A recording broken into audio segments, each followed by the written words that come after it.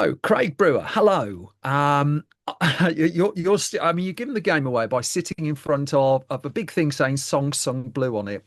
A film that I have to say has majestic quantities of coffee in it. So straight away, I instantly admire it for that. Um, I also understand that you were shooting at night in November. I think it was in November, and thus presumably you needed all of that coffee as well. Oh So yeah. I trust you went full method. Can I start with, is it pronounced Greg Coase? Yeah, Um, the filmmaker who made the original documentary, Greg so Coe. so Yes. I want to start with him because it strikes me you and he have a slight unifying story of filmmakers who made a film and then self-distributed it, really had to fight to get it out into the world. In your case, with The Poor and Hungry Yes. Yeah. back in 2000. Yeah. And as I understand it, you found this film at the Memphis Independent, his documentary at the Memphis Independent Film Festival. I wonder, can you just introduce that for those unfamiliar and kind of what sort of brought us to here? Well, it's very interesting, and I'm so glad you brought that up because I think it's something that really doesn't get talked about much Yeah, in movie podcasts or conversation. That there's really much larger than the movies that get distributed. There's a much larger portion of the filmmaking experience and film festival experience, which is these smaller film festivals sometimes, or a film festival circuit where things don't get distribution, yeah, and then you have a filmmaker that now has a film that they eventually have to kind of like allow it to die, or allow it to allow the dream of what they thought would happen with it, like it would be picked up by a major distributor or a yeah. streamer, something like that. And then all of their dreams while they were making this documentary or this feature film would then come true. But usually that's not what happens. And so you have to figure out a way to get the movie out there. And this was a situation where I was in Memphis, Tennessee, making movies while I worked at Barnes and Noble.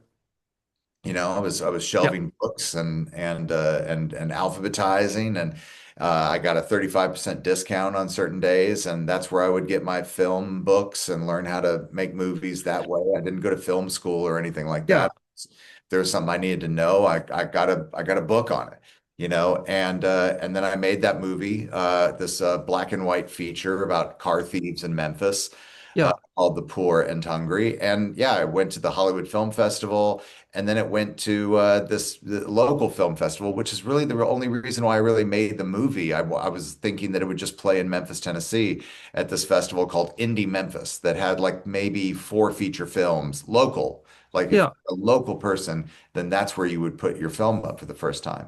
And then my career got started. I started like making Hustle and Flow and a few other films, Yeah. but I was still very connected to the film festival because that's where I kind of had my first ever screening. And I remember in 2009, so this is 4 years after Hustle and Flow had come out at Sundance, I went and saw this 1 hour documentary called Song Sung Blue.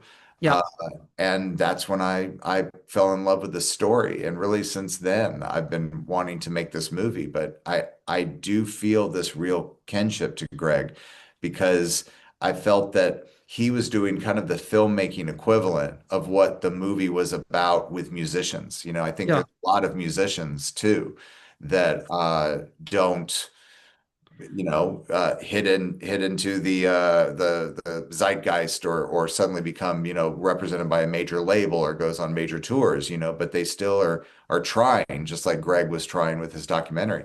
So the only way that I could get this documentary is like you call up Greg and he burns a DVD for you and he mails it to you. And He's so doing the Lord's work there. Yeah. it really Physical is, media. yeah. Yeah. But again, it's the story of a majority of what I Yeah. would call, guerrilla filmmakers or independent filmmakers, filmmakers that are making money by hook or crook. They're just trying any way they can to get it out there. So I should name check a brilliant film I found this way, actually, a film called Aliens on Stage, which is Wow.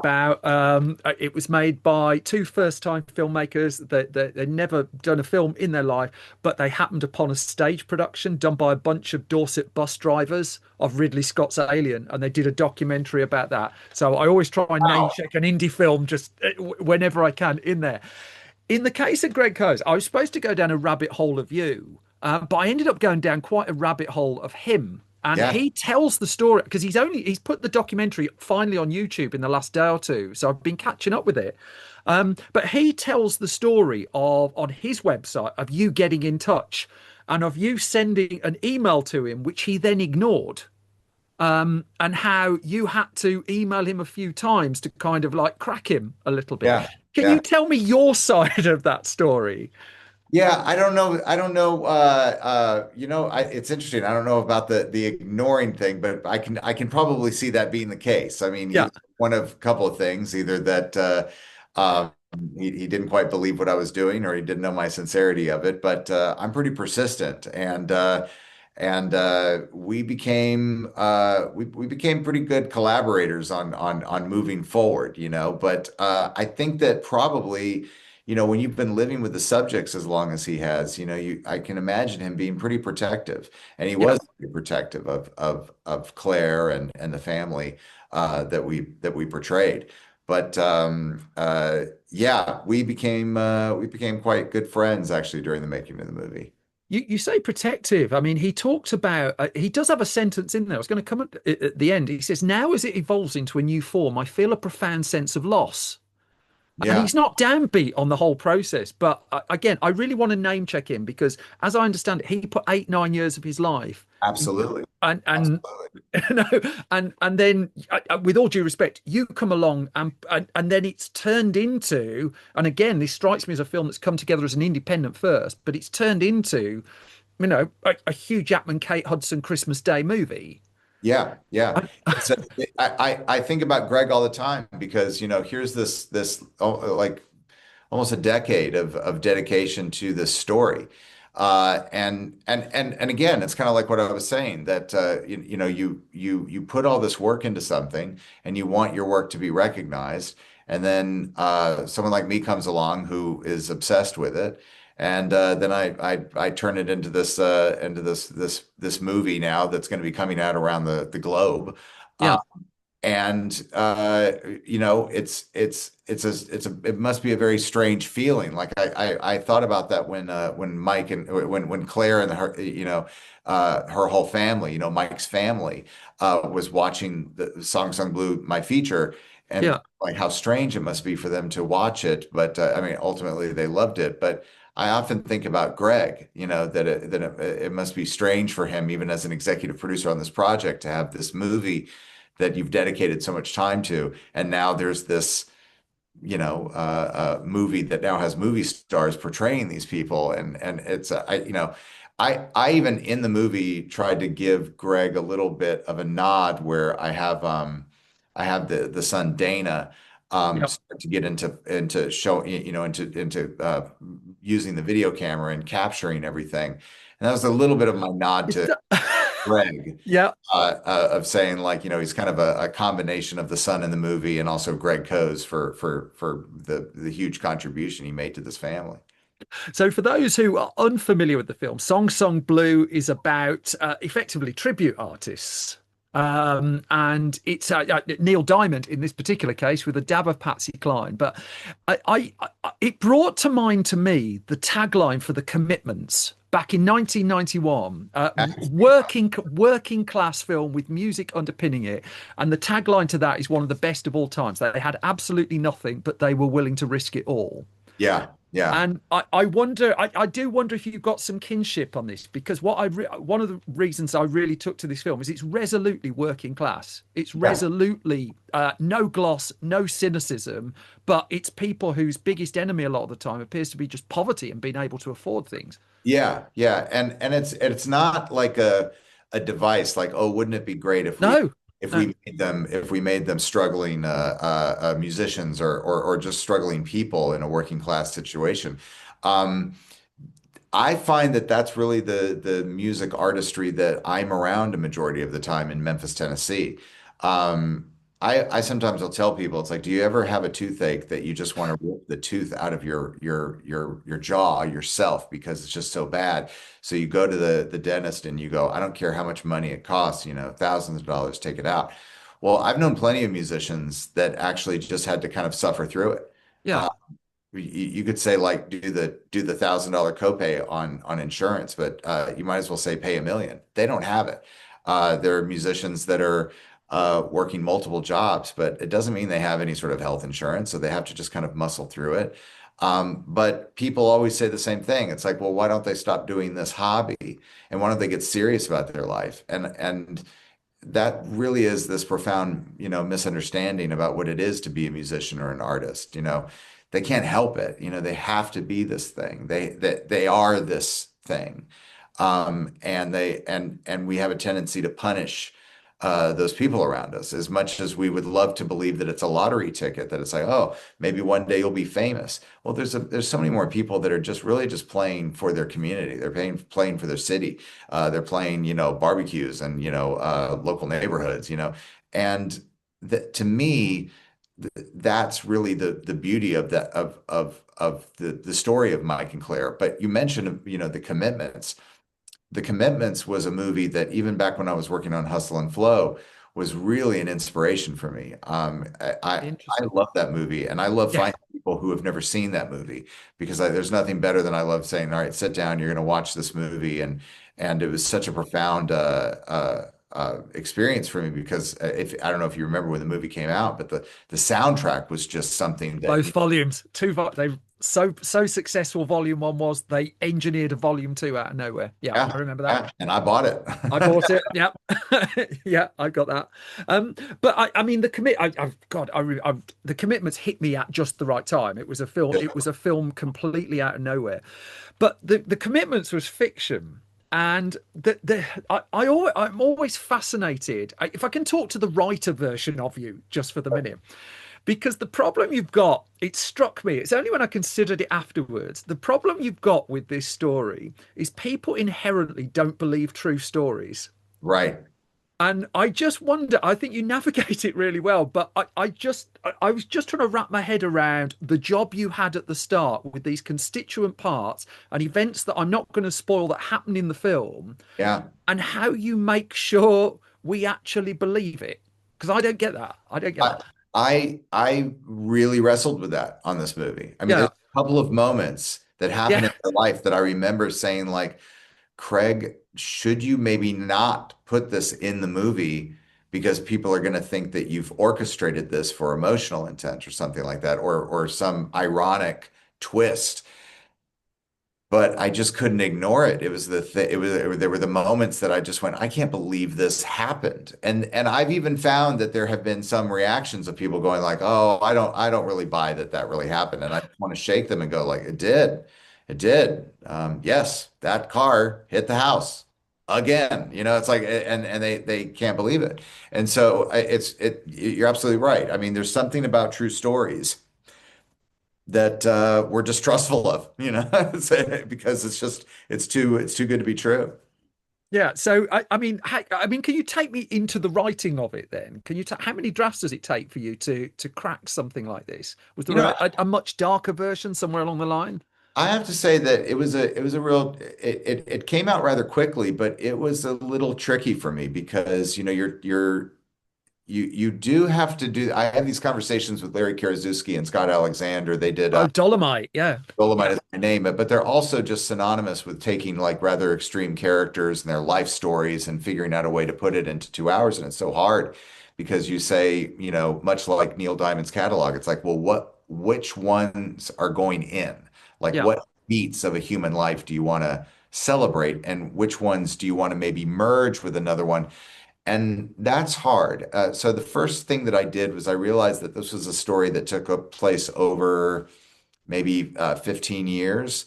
Yeah. And I thought that I don't know if I want to treat this as that big of an epic. I don't Yeah. think I need to see the children as kids be like growing older into adulthood. It was the first thing that I remember telling the family. I think I'm going to have this whole story take place over just 2 years, you Yeah. know. And I think what it was is that I was also relating just to like my own life. I'd been, divorced and meeting a lot of people who were kind of like starting their life a little bit over in their like late 40s and early 50s, Yeah. and beginning to question if what is possible. Can you have new relationships? What do your children think about that? What do the children of the people you're dating feel about someone else coming into a relationship? What's it like to meet people at that time in their life that actually want to go after something that they were thinking about in their 20s, but they'd like wasted a lot of their life for whatever reasons. And so I wanted to kind of put all those themes into this storyline. And luckily, the family was really supportive of that. They were an artistic family. They Yeah. understood Yeah.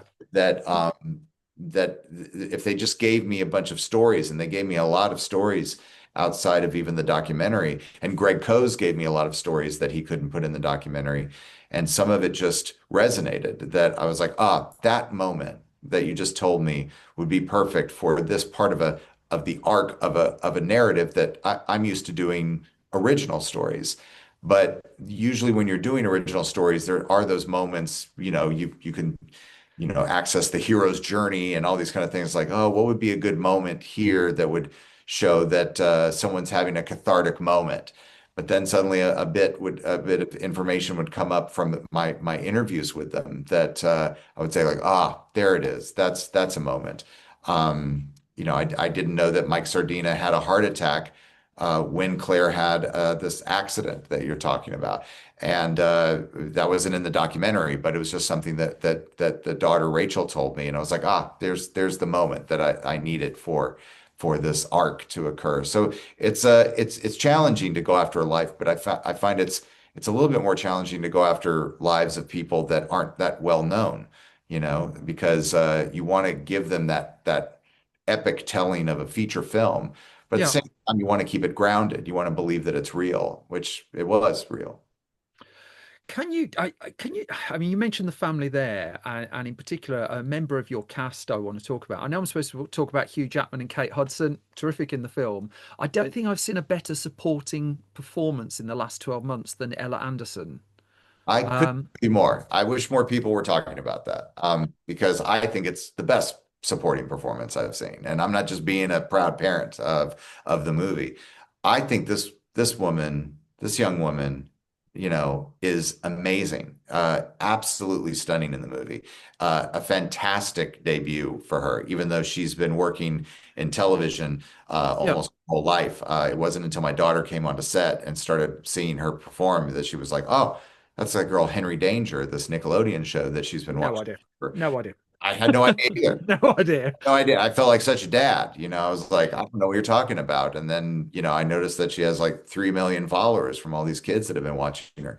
She's wonderful in the movie.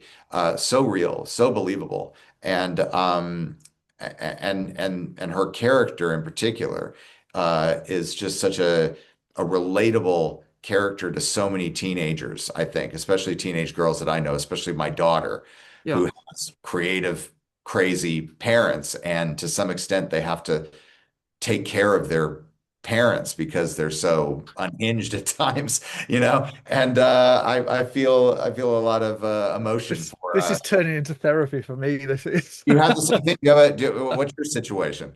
I've got three kids, and the way I work it is, if one of them likes me at any given time, I'm doing all right. I There aim you for a go. 33.3% hit rate, which and there's only an 80% chance of that. Right, It's just right.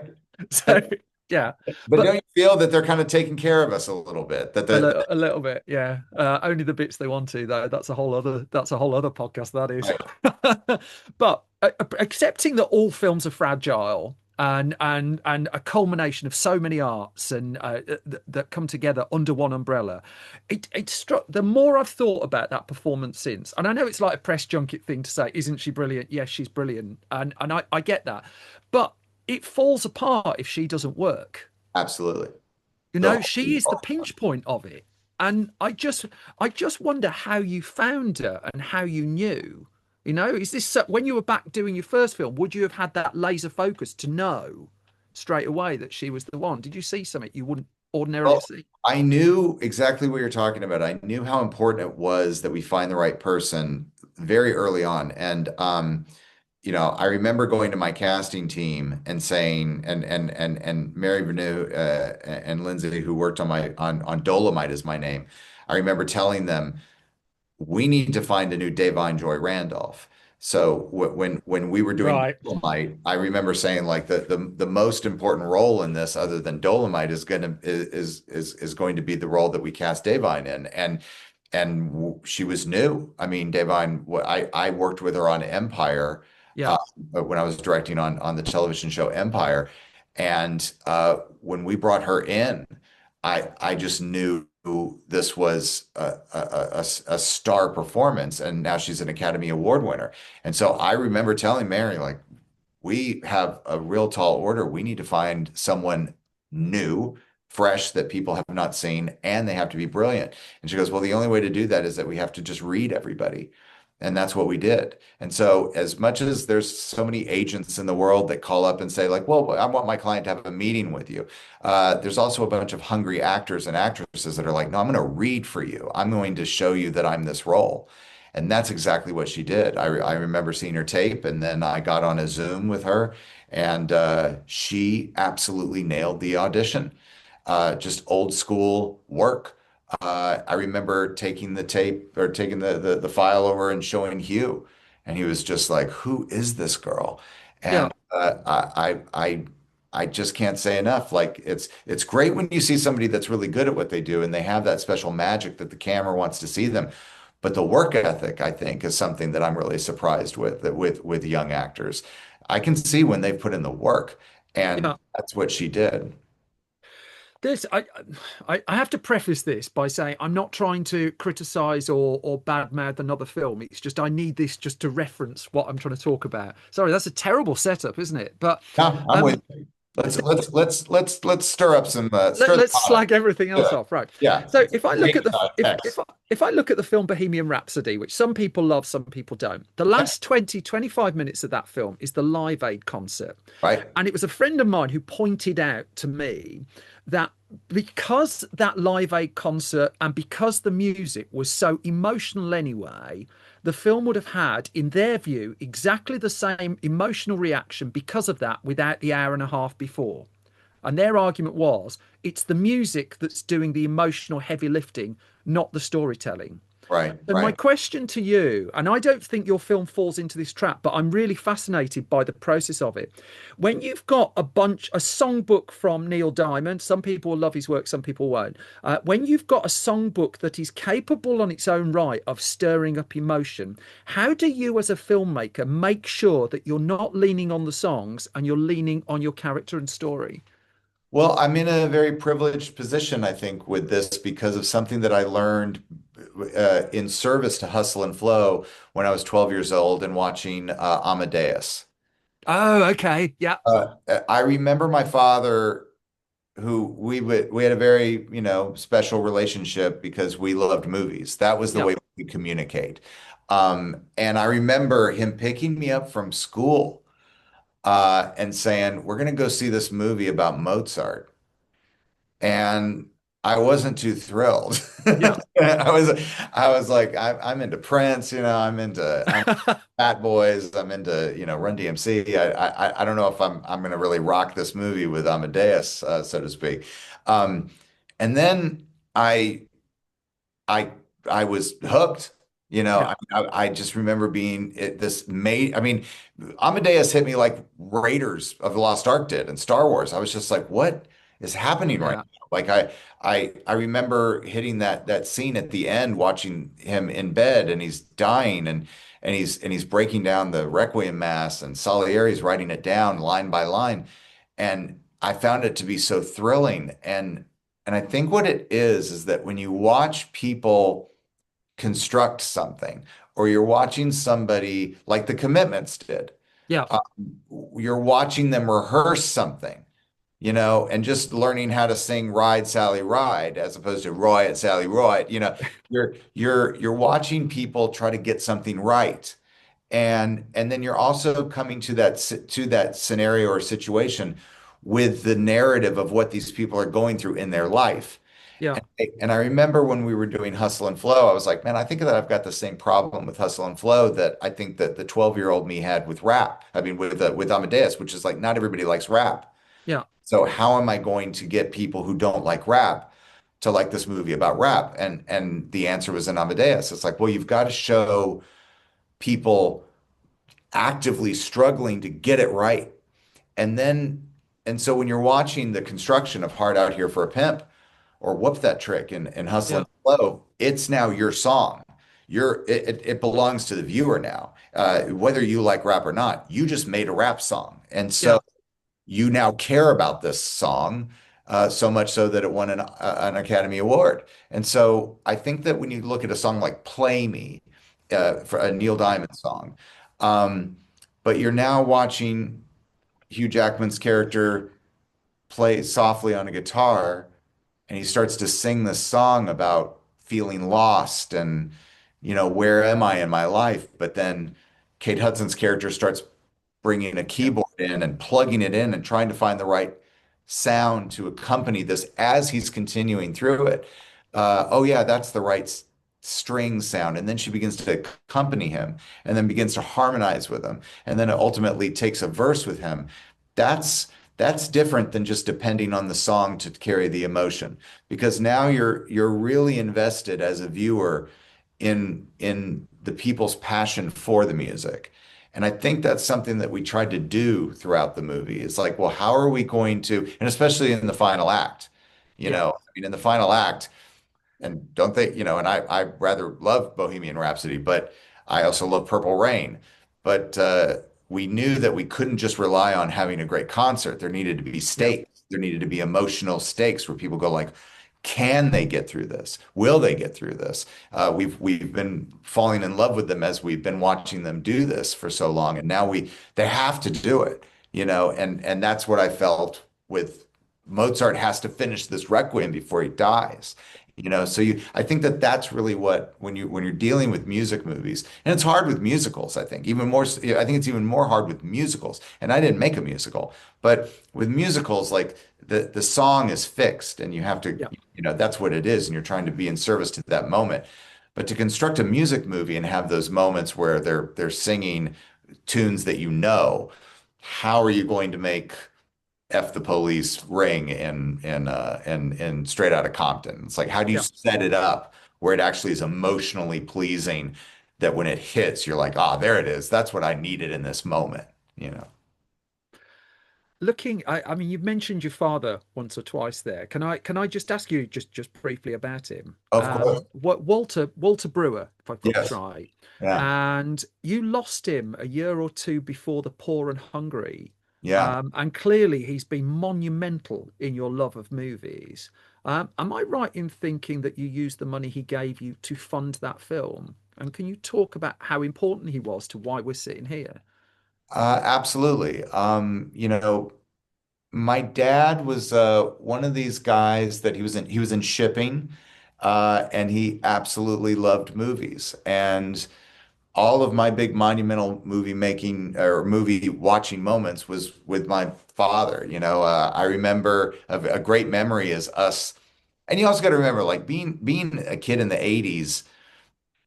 It was different than the way it was now because you went to the video store and this is like before there were video stores. This was like you'd go to like basically a TV repair shop and they Yeah. had a wall full of VHS movies, I you know? collect old 80s film magazines. I Oh, got those right, out, right. and it's like the films in there you just don't see now. So what happened was is that these film festivals would happen every weekend in our homes, where like you'd go out to the video store and like, your little sister got a movie and then you got a movie and then your dad got a movie, your mom got a movie. So I'd end up watching Coming Home. I'd end up watching Bridge on the River Kwai. But we would also watch the Blues Brothers because I was into Michael Jackson and Michael Jackson had the music video Thriller. And there Yeah. was a video you could get of the making of Thriller, and there's this guy John Landis, and he's talking about this movie American Werewolf in London and Kentucky Fried Movie and all these movies. So we got to go rent those, right? And so we get Blues Brothers, and it's the first time I'm seeing Aretha Franklin.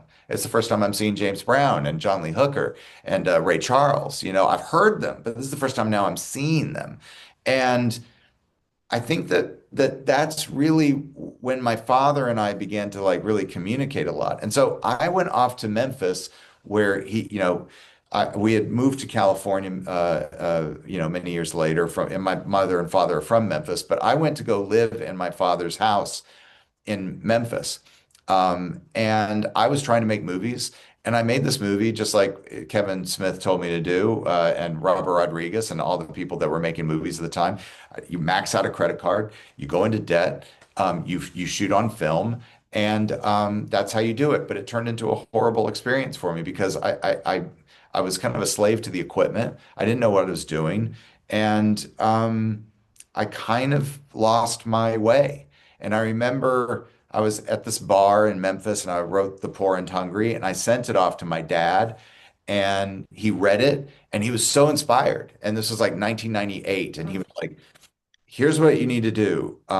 He goes, remember when we used to like build sets when you were in high school for the plays and 20 students would show up and we got nothing done. But then we found like that one kid who could use a skill saw and we got everything done just with that one kid. He's like, that's what you need to do. Just go out and get one of these video cameras.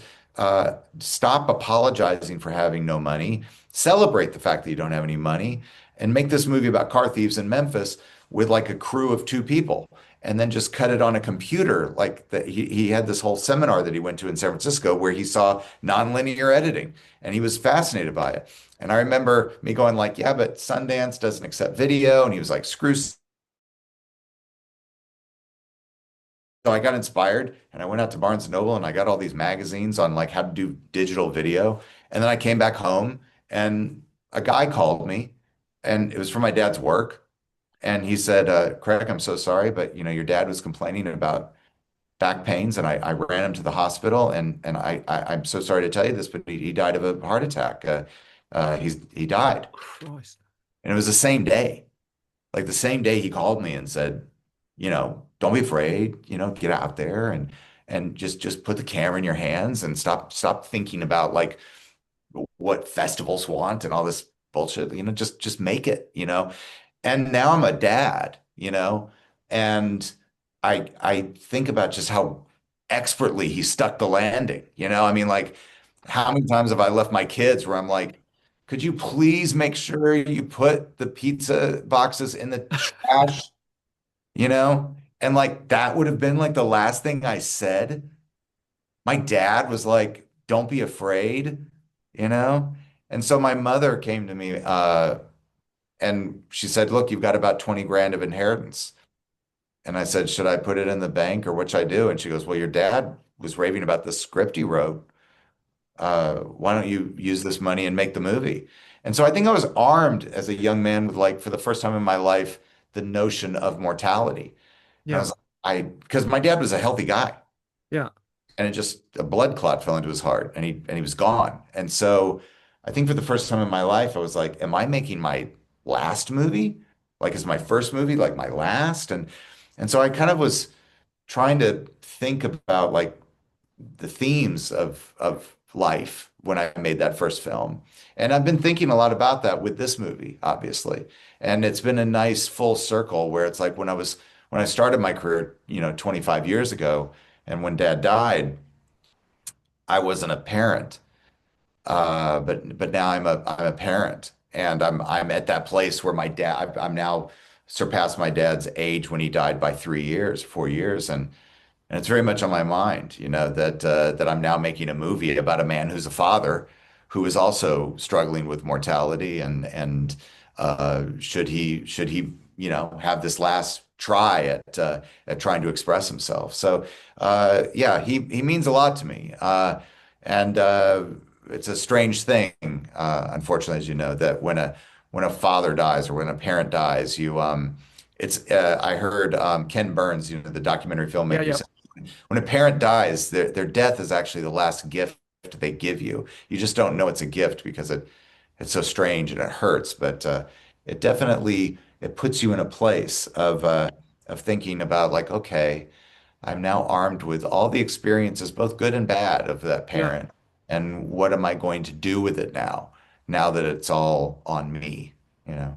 Isn't that interesting? Thank you so much for telling me about it. And that was really kind. I appreciate that. No, it's always Um, good to talk about. well, yeah, it's a question that people don't tend to chat about, which is why I tend to chat about it. I walk It's very towards. strange to me that my dad has not met my children, and my dad never saw any of the success in Well, my life, I mean, it but he just just must have been knew about it. surreal, Yeah. surreal making this film in particular. I spoke to a filmmaker called Andrew Hay, who made an extraordinary film called All of Us Strangers, Hmm. which was the story of his parents, and he filmed it. Well, a version of, and he filmed it in his old house. Yeah, And there's just it's really weird as an audience member. You see that, and you sometimes sense, hang on, there's something extra crackling here, and I can't tangibly put my finger on what it is, but this isn't someone who's turned up and pointed a camera at something. There's something else right. going on. I got that sense from this as well. Um, I also got a sense of incredibly fetching white underpants. I think it's worth mentioning those. And I bring that. I think that it's there's just like looking at Tom Cruise and Risky Business, going like, Is "Eh, that was that it? Well, yeah, you tend to see, work. I, Yeah, I I did wonder that at first, but then I've watched about half as much of the documentary as I could before talking to you. right. And I'm fully understanding where a lot of your visual choices have come from. Yeah, Just yeah. in I started terms of seeing it like the in in terms his of the underwear. mood board for your film, you just stuck a DVD Yeah, that Greg burnt to your thing. But in terms of actually dramatizing that and turning that into a film, that it's you've got a lot of fluidity in very small spaces, a lot of brown wood paneling as well, yeah, very admirable as well.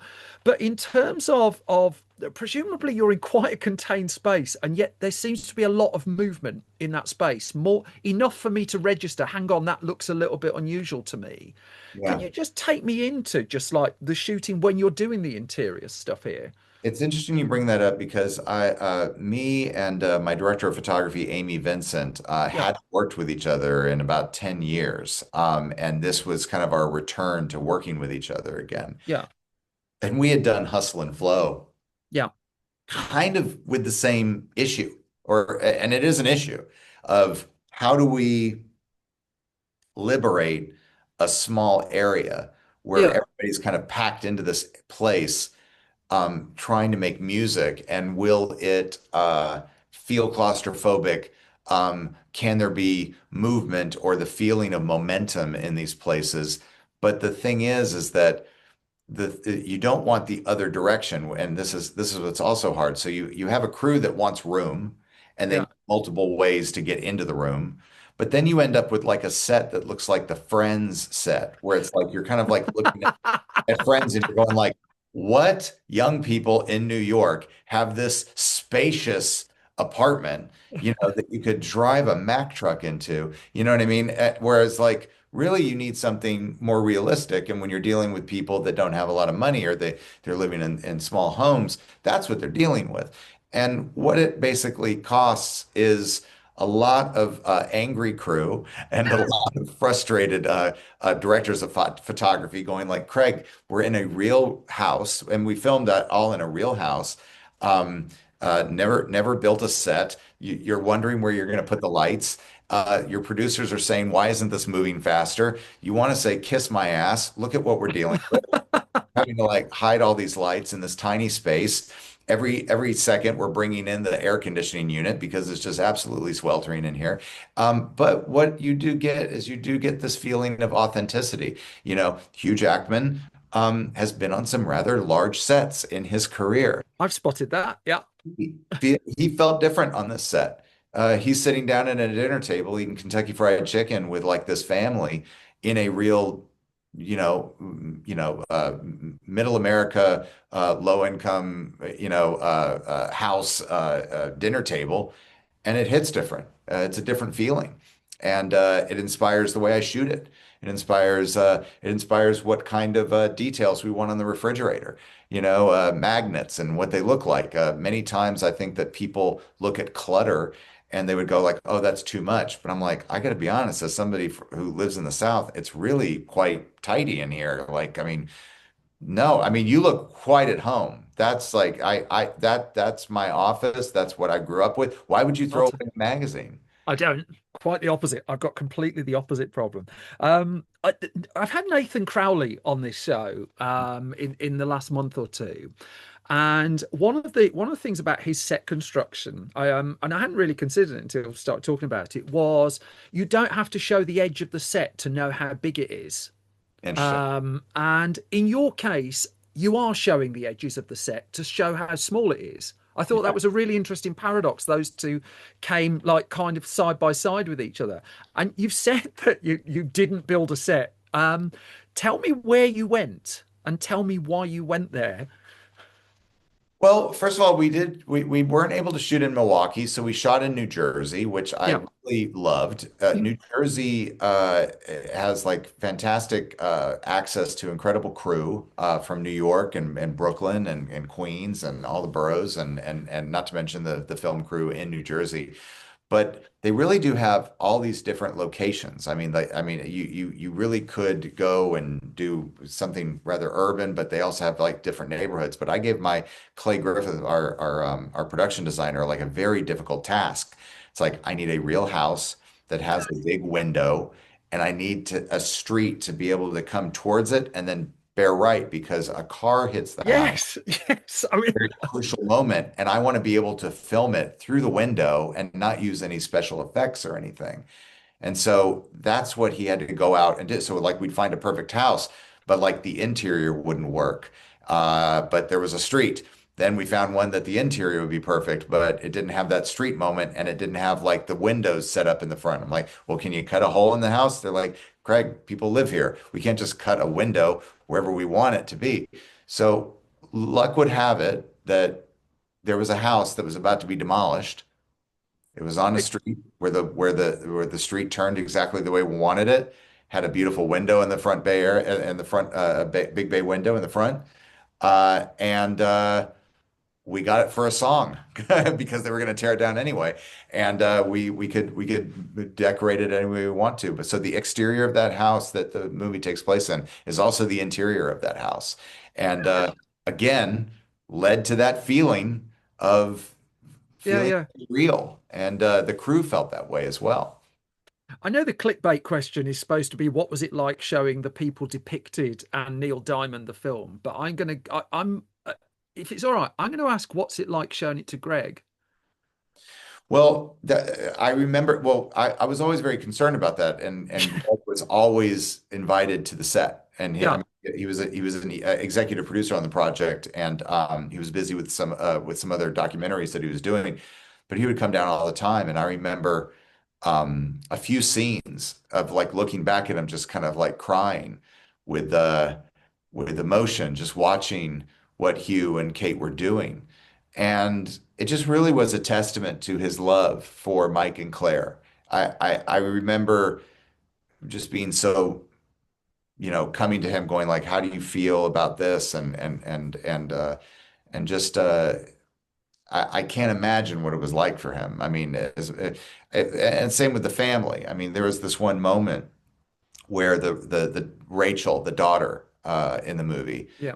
came to set, and I had like three monitors set up because we would have like sequences that had like sometimes three cameras happening.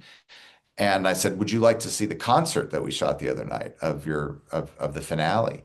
And I'm showing her the finale concert, and she's sitting there sobbing, and she's like, he always wanted this. He always wanted this big moment, and you gave it to him. And she began to cry, and then Hugh comes up behind her dressed as her dad Good God. and puts his arm around her, and he's holding her as she sobs, and she's watching this concert with Hugh Jackman playing her father. And I don't know, it's one of those things that I always say is the great thing about art is that how else can we process grief, and how else Yeah. can we explain love, and then sometimes seeing it.